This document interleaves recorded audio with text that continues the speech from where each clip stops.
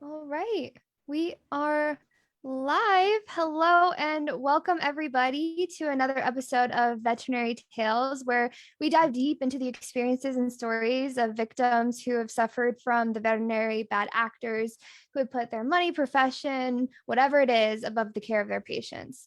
I'm your host, Colleen Beasley, and I'm joined by our wonderful co-host, Mr. Scott Fon. Scott, how are you tonight? Good evening, Colleen. How are you? Doing well, doing well. So hopefully staying warm out where you are. Not really. Not really. 25 degrees is probably a heat wave for a lot of you, but for this Florida boy, it's been very difficult. So trying to get through it. Oh, I'll send you all my warmth I can. Please And do. Please do. well, tonight we have an awesome, amazing guest. Her name is Cathy Wilkerson, and she will be joining us to tell about Greta's story. Hi, Cathy.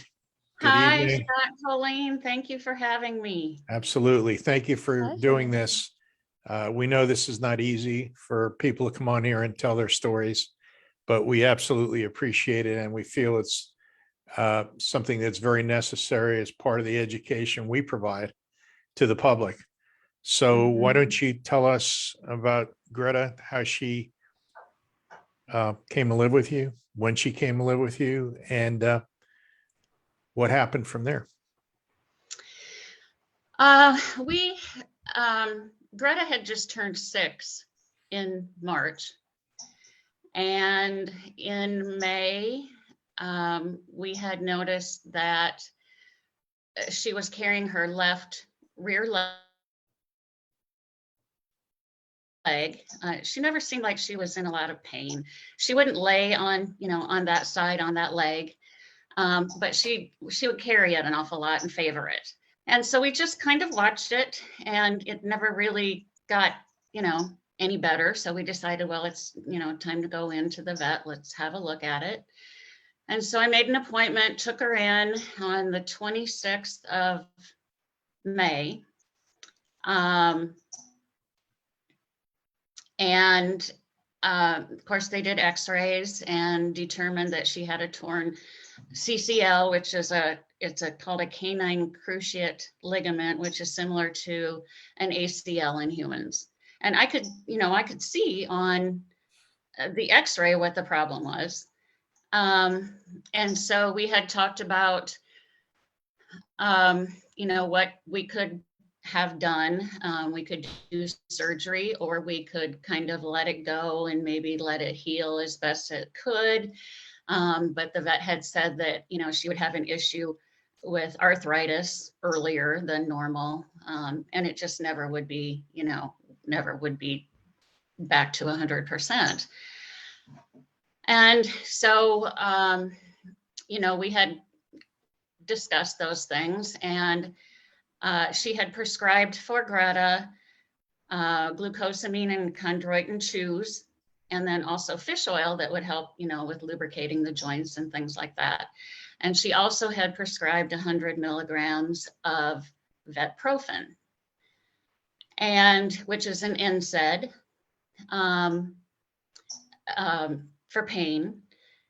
And I specifically remember asking her, and I always have, I do it with our doctors, I've always done it with the vet, is there anything that I need to watch for? Any adverse effects, any, symptoms, anything like that? No, she said, they always do quite well on it. The only thing is that, she might get an upset stomach from the glucosamine chews. And if that happens, take her off of them for a few days and then, start her back up on it. So we came home and I began, giving her the meds, and she did really well for about 2 weeks. She took the pills willingly.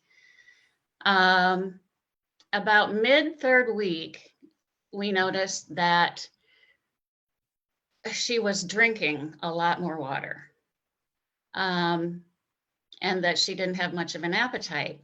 Now, that was already, that was the first part of June. It was hot last last June here. It was 100 degrees for, a string of days. And, she's always been an outdoor dog, but we've, let her in the house when it's so hot. So we just kind of attributed it to the weather, to the heat. And, she was lethargic, but, that was kind of after she'd been outside and she'd come in and was tired. And so we just, kind of passed it off as it just being just the excessive heat. She started to not want to eat, which was so unlike her. I had a hard time getting her meds down her, and this was on like Thursday. And I couldn't get her to eat anything. So the next morning, I had gotten up. She had vomited twice during the night and again in the morning. This was on Friday. I called our vet and she said, well, bring her in today. So I brought her in. This was our vet clinic is we live in the country. Our vet clinic is in a small town, a half an hour away. There are several vets in the clinic. So the vet that I saw on Friday was a different vet that we had seen initially when she was diagnosed. So I went in and she said, I think she's just got an upset tummy.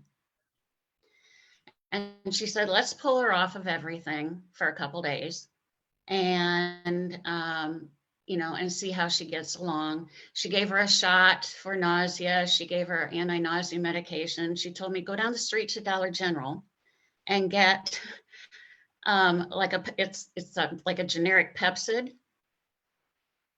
and get that and take that home and give it to her. Or she said, I can give it to you here and charge you 4 times as much for it.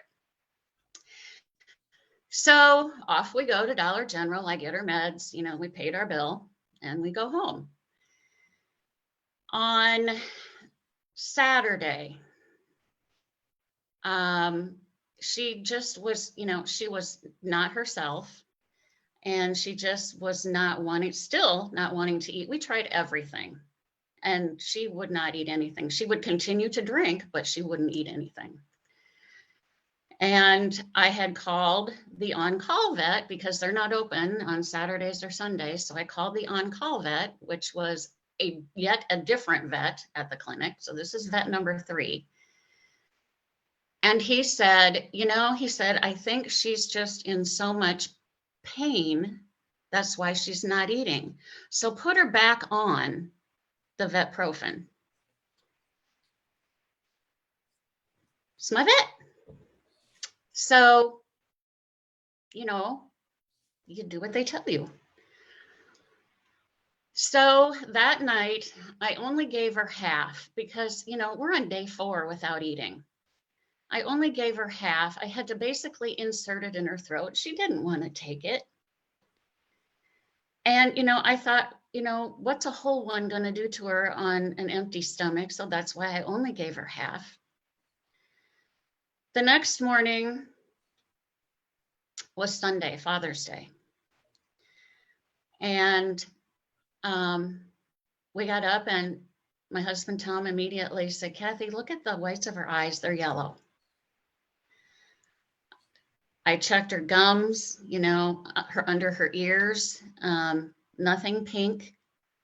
And she just was not good. So I called the on-call doctor back, the on-call vet. I called him back, same one from the day before. And now, mind you, it's Father's Day today. So he said to me, I told him what was going on. And he said, I think you'd need to get her to Des Moines to one of the animal hospitals there because they're better equipped to handle this kind of thing than we are. So I just, I immediately hung up. We had an appointment at Blue Pearl Vet Hospital with Greta for a consultation on the 9th of July for her surgery. We hadn't even gotten to that point yet, and she's already, sick. And so I said, you know, they already have her records. Let's get over there. So we took off and, you know, we got there. Got out of the car. She immediately urinated. It was brown and bloody. Took her in. They immediately triaged her. Because of COVID, we couldn't be in there with her. And I wish I would have just, you know, screamed and stayed with her. But within an hour, they had called us back, and, you know, we sat out in the parking lot. They had called us back and said that her liver levels, her kidney levels were very high. And she was severely jaundiced, and they needed to keep her and administer, you know, fluids and IVs and meds, and they were going to do an ultrasound in the morning. So we went home,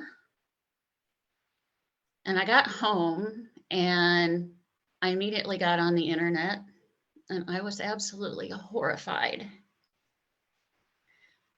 at what I found. And I think I called Blue Pearl 5 times during the course of that evening and throughout the night. And I will tell you, I know a lot of people have maybe had some harsh words or feelings about some Blue Pearl hospitals around the country. They were fabulous with us. Every single time I called, I talked to her vet there. Twice her vet called me back to give me updates during the night. You know, they were wonderful. And, you know, I kept telling her, this is what I'm finding, you know, this is what I'm seeing. And I just, you know, I mean, Scott, I knew it wasn't going to end well when I started reading all that. I knew it. So they called Monday morning, and after they had done the ultrasound, and said that her liver and her kidneys had completely failed and she was bleeding internally. And I said, well, you know, can we take her to Iowa State? Is there anything we can do? And she said, no. And I said, so you know, we need to come in. And she said, yeah. And I said, well, could we come, you know, later in the afternoon or the evening after Tom got off work so that we could both be there? And she said, she's not going to make it that long. So I drove into Des Moines, and, you know, you go back in a little room, and they wheeled her in on a cart. And, you know, I kind of just buried my face in her neck, and, you know, and I told her how much I loved her and how sorry I was. And, you know, you have a huge amount of guilt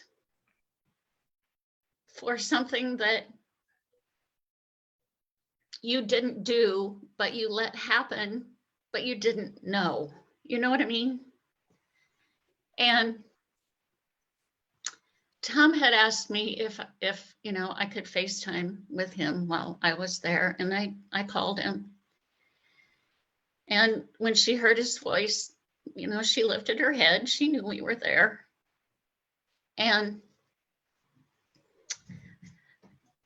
they left us alone for a while. And then I had called for, you know, for the vet to come in, and she administered the drug and confirmed that she had passed. And Greta had taken her last breath, and when she exhaled, it was pure blood all down the front of me. I didn't care, but she was, you know, all because of a drug.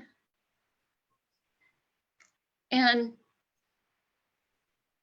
you know, you're so completely shell-shocked at that moment. And, you know, I mean, we knew that we wanted her cremated. So we made all those arrangements, paid the bill, I left. And, you know, I had gone to pick up her ashes after a few days, and I had asked, the vet actually came out and had talked to me, and I had asked the vet, I said, do you find it odd that we haven't heard anything from our vet clinic?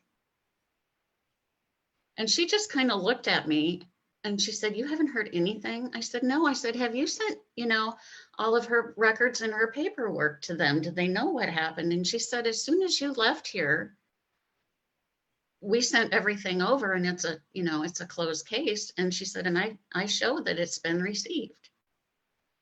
And I said, we have not heard one word from them. And she just looked at me. She said, I am so sorry. And, there has to be some accountability somewhere. Everything that I found about Vetprofen, now I'm telling you, there are like 40 different names for this drug. So, it's hugely prescribed. And I know that there are millions of dogs, millions of animals who do wonderfully on it. I know that. I know it does great things for a lot. And, I always said that Greta was our 1 in a million. Well, and it was 1 in a million, but this drug goes clear back to 1997. And, bless her heart, Jean Townsend, what she went through. And, there was a class action lawsuit against Pfizer. This drug was originally intended for humans, but it was declared unsafe. So they give it to animals. Yeah. And Pfizer had ads on TV, ads in magazines, how great it was and the wonderful things that it was doing. But then, the incidents of death started pouring in.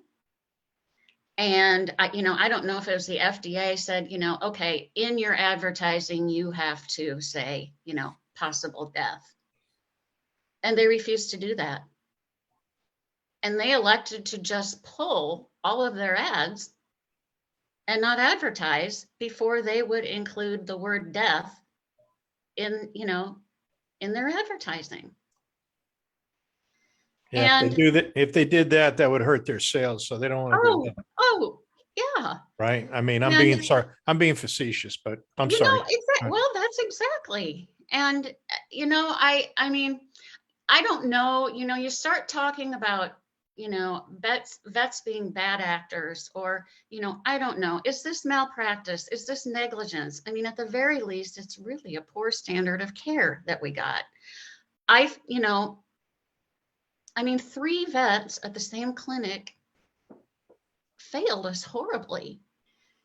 In every single handbook, whether it be Pfizer, Merck, even the FDA, you look it up, and it says, before being prescribed this drug, that dog needs to have blood work done to make sure Right. there are no issues with their liver. Right. Did we ever, never had that done. Even the vet at Blue Pearl had asked me if they had done any blood work on that second visit on that Friday when I took her in. And I said no. And she said, if they had done a blood workup, they surely would have caught it. It might have still been too late, but they would have caught it. And, vet number 1, didn't tell us anything about any adverse side effects. The bottle only had her name, the name of the medication, and the dosage. You go to your pharmacy and you get your meds and you get a sheet a mile long. Your pharmacist will ask you, have you ever had this? And they'll go over it with you. why is it not the same for animals? And, you know, I had posted on your page a while back, and I said, you know, the thing that keeps me up at night is, do these vets not know? Are they not educated enough to know this? Or do they just not care? And I don't know. I don't know how 3 vets could have missed it. I don't know how the owner of the clinic doesn't make sure that his employees know these things. So There,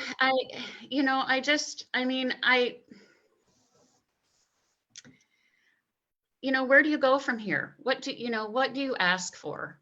It took me until, well, just the first part of January before I could write a letter to our vet board that wasn't purely off of emotion. And, and I don't know when I'll hear something back. I don't know if I will, or what it will say. I don't know. And I don't even, honestly, I don't even know what to ask for. I just know that, the public needs to be informed. And, had I had any idea or gotten any kind of, paperwork about this, the minute I would have seen that, possible side effect, excessive thirst, that would have been my red flag. And I would have, we could have caught it in time. I don't know. But I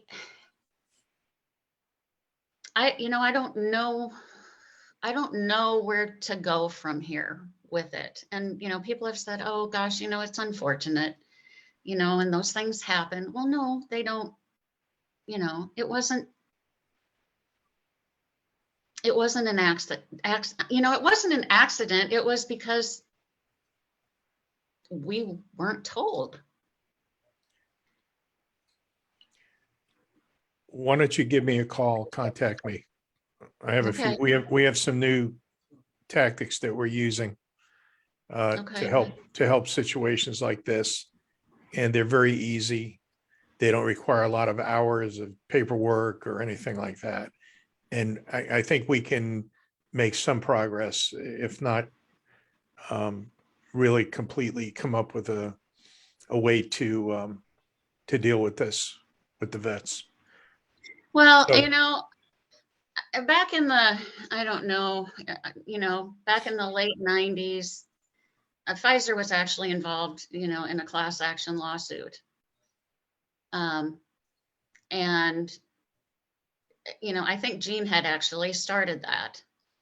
And, there were so many that I think Pfizer had said, you know what, okay, we'll give you compensation provided, it doesn't go public, or you don't share it or anything like that, or you don't, spread the word. And a lot of people didn't take it. one of the things we're doing nowadays is we're able to get that compensation and not require a non-disclosure agreement as you're describing. Mm-hmm. Mm-hmm. So, and you may have seen some posts on that. So I we have. can. And, it's Tom and I had talked, and it's not, any vet parent will tell you that's been in this situation, it's not about the money. It's not about your vet bills. It has to be about educating the public.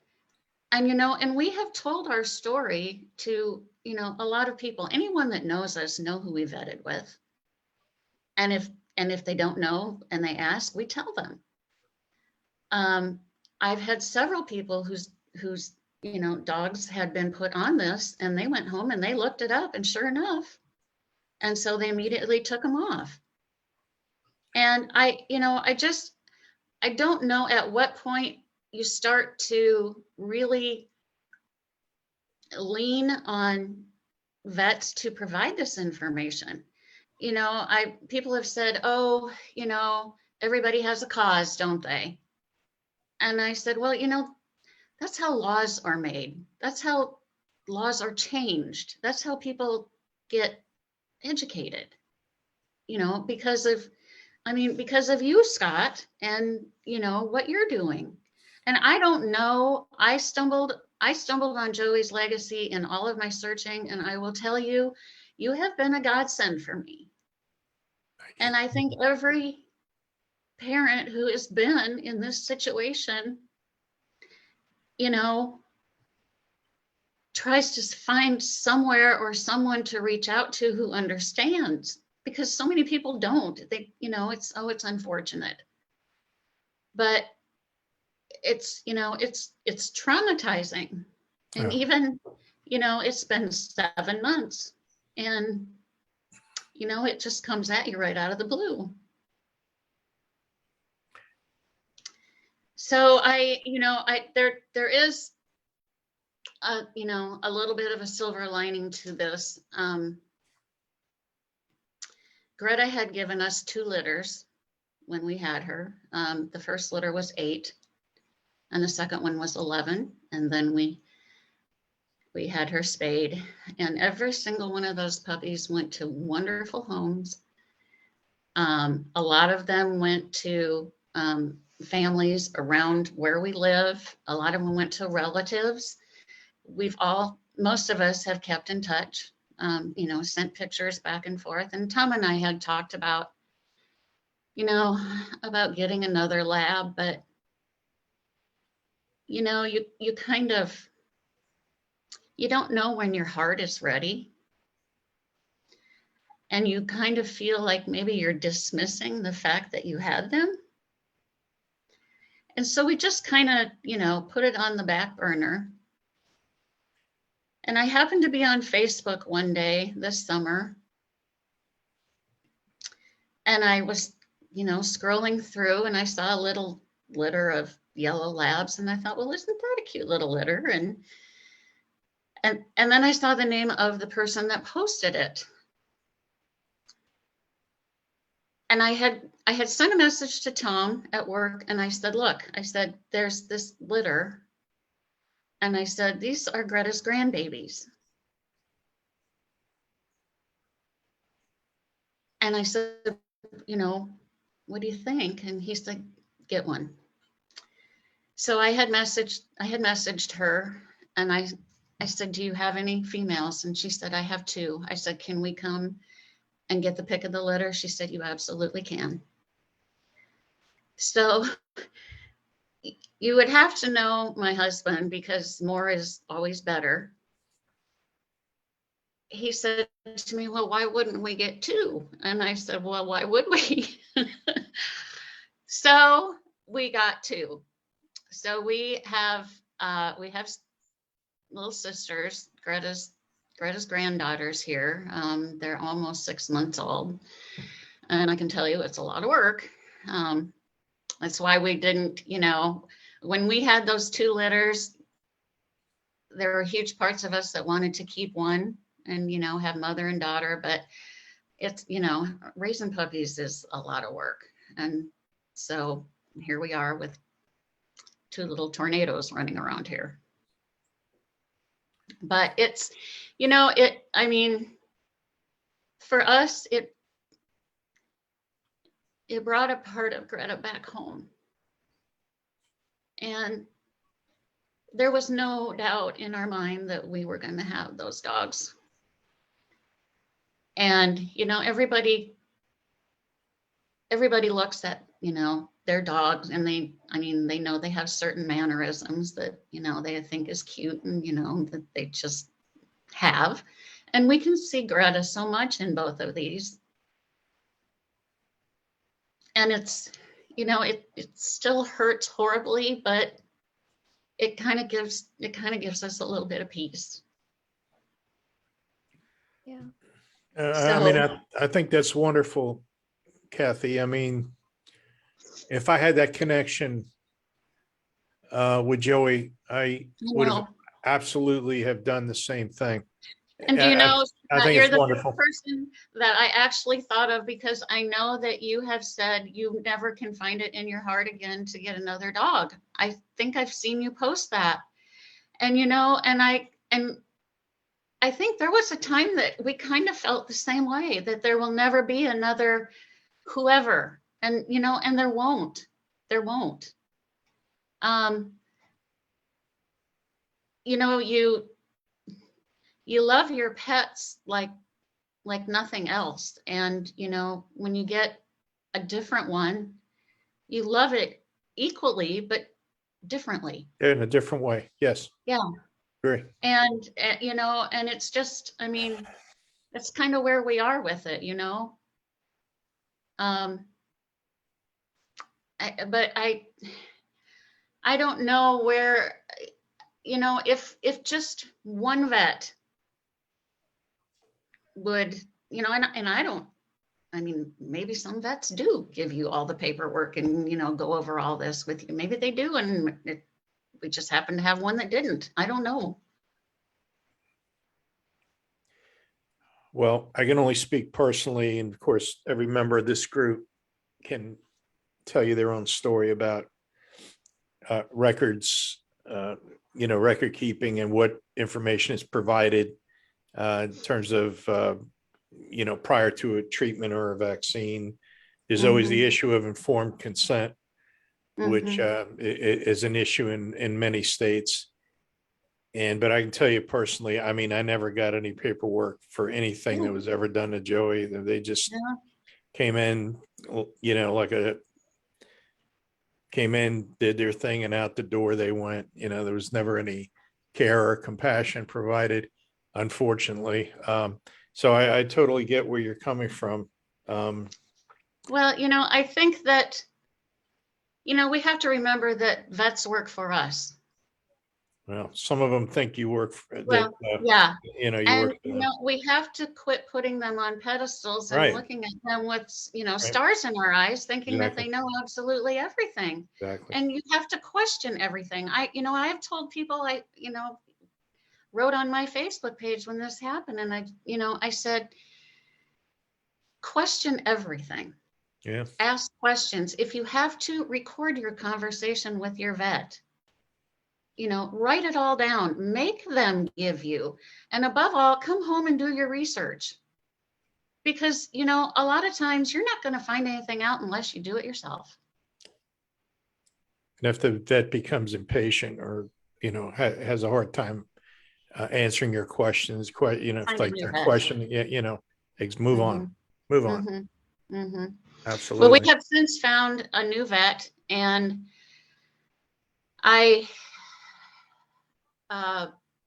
of course, had to, go through the whole scenario and the whole issue with Greta. And I mean, he did agree that, they missed some things.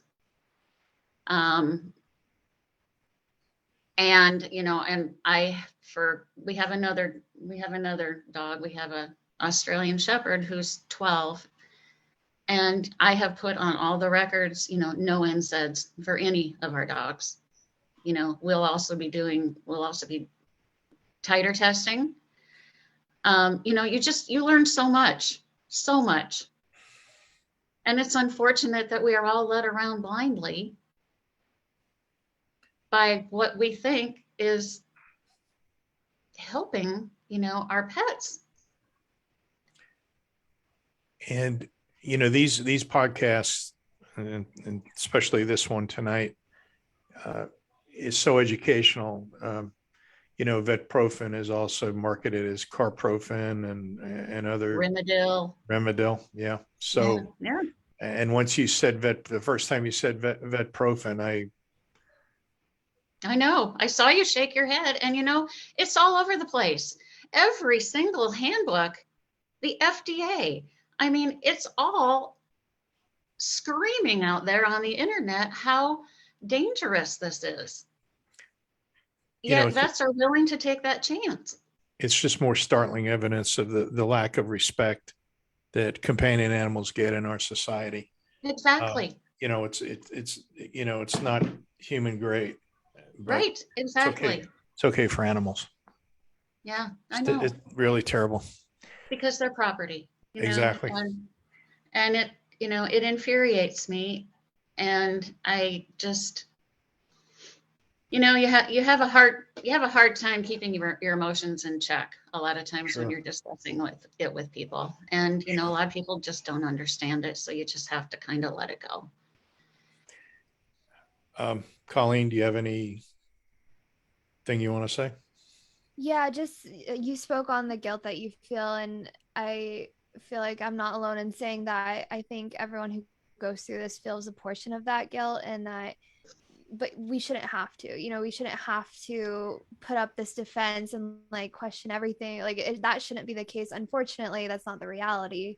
So Right. the fact that I got past so many veterinarians before you had to go to the hospital is just infuriating, and I am very sorry to Well, hear. it is. And, I mean, I basically feel like I poisoned my own dog. And, and I remember when I went to let her go, and she knew I was there, and she wagged her tail, but, she's having a hard time breathing. And,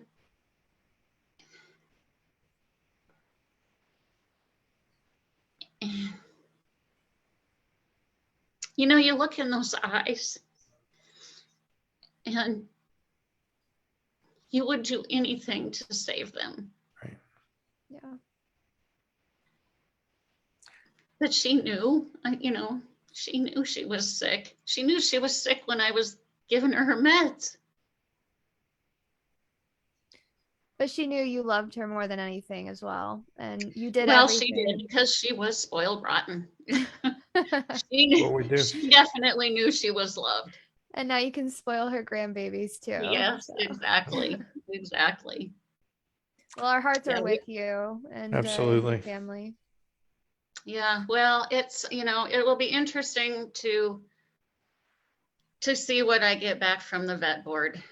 And, still to this day, we've not heard one single thing from our vet clinic. And, I mean, a lot of those people there are our friends. We live in a rural area, and, everybody in these small towns knows everyone. Mm-hmm. They're Facebook friends. They come, I have a shop. They come to my shop. Yeah. And, I find it just mind-boggling that they haven't reached out and even acknowledged it. But do you know, to this day, we still get reminders to bring Greta in for her vaccines. I have no doubt. Uh-huh. And, someone said to us, you're not going to hear anything from them because they're circling their wagons. And they've all been told not to communicate with you. Right. And I did send the owner of the clinic, I did send him an email. I have not talked to him personally. I did send him an email and asked for her records. And before I sent it, I looked up on the vet board laws or bylaws or whatever they are. And it says, once you request records, your vet has X number of days to get them to you. Yeah. I actually quoted that. And I had the records in the mail when I was supposed to have them. It's good. As far as I know, they were accurate. They could have done an autopsy on Greta. I didn't even think of it. At that point, you're like, okay, you just can't imagine them damaging your pet any more than she has been.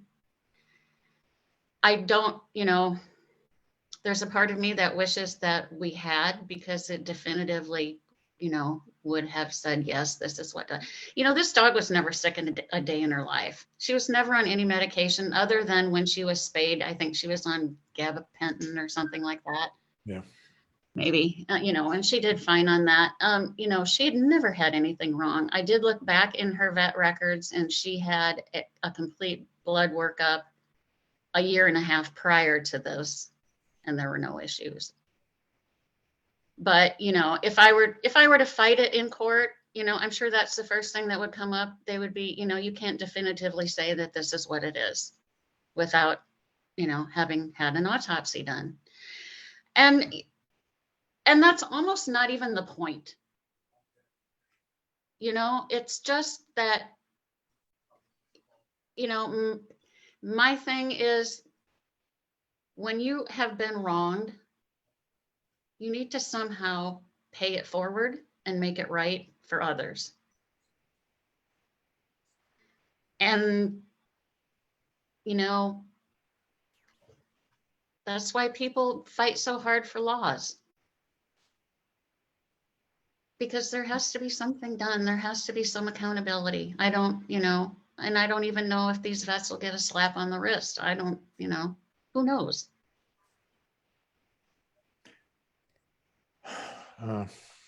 So that's where we are today.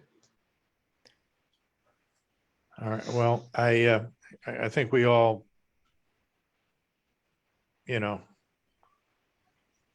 those of us that have been through similar situations can definitely relate to what happened to your family and Greta.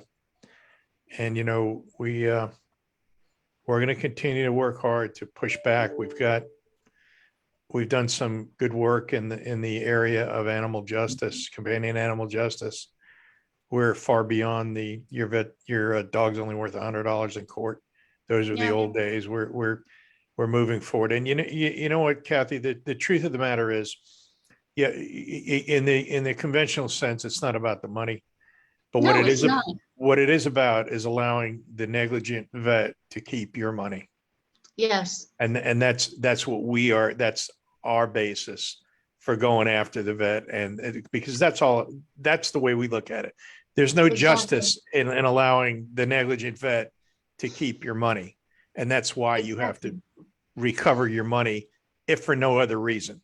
Exactly. And, I mean, and I'm sure you feel the same way, every single person, unfortunately, who's on this site,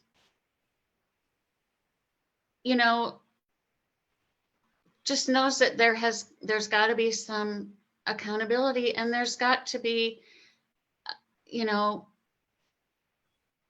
an end to, their dog not dying in vain, or their pet, I mean, there's got to be something good has to come from it, because it's not just going to go away. Well, that's why we're pushing so hard with Jerry Robb's books, and we're trying to get this documentary done, because we've already got a commitment from PBS that they will air it on their network, and that's millions of viewers. Yes, it is. It's all education and enlightenment, and that's all our mandate's all about. The more educated companion animal parents there are out there, the better off we'll all be. Mm-hmm.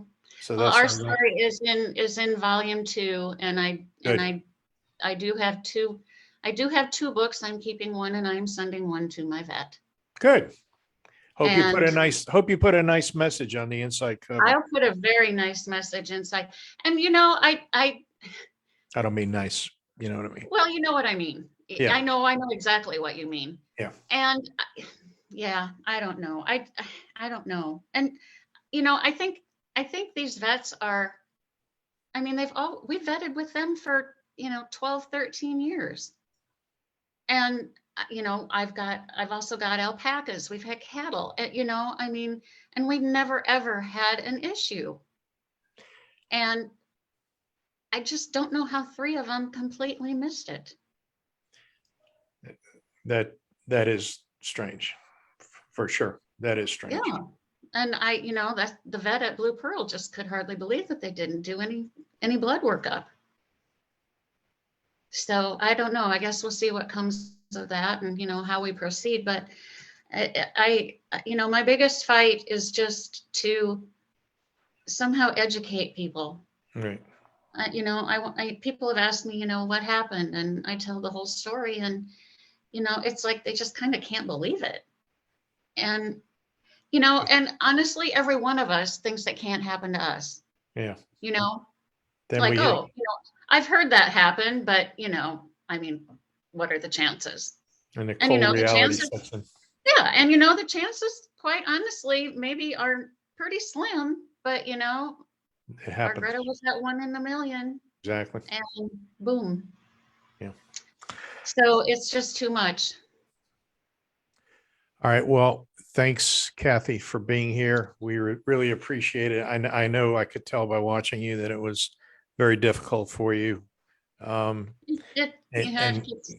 we'll keep fighting for Greta and all the other lost loved ones that we've all had in situations we've had to deal with. So, well, again, thank you for having me, and thank you for being here, because boy, you've gotten me out of some pretty, tough moments. And thank you. Right. We all appreciate you. We all have to lean on each other. Unfortunately, right. Absolutely. That's, why we're here, but we're very fortunate to have you and to have each other. So thank you. Thank you for all you do. My pleasure. All right, Colleen, I guess we'll wrap it, and we'll see you guys soon. Next Sunday night is going to be Joey's Legacy Roundtable featuring attorney Jeremy Cohn and Boston Dog Lawyers. It'll be all about his practice and what they do, and maybe Jeremy will bring one of his attorneys or one of his office staff along like he did last time. So don't forget, next Sunday night, 8 p.m. Joey's Legacy Roundtable. All right. Scott, I will give you a call the first part of the week. Yeah, please do. Maybe we can figure something out that would you'd be amenable to, and we can move forward. Yeah. Okay. Okay. All right. Thank you so much. Okay. See you guys next time. Bye-bye. Take care. Bye.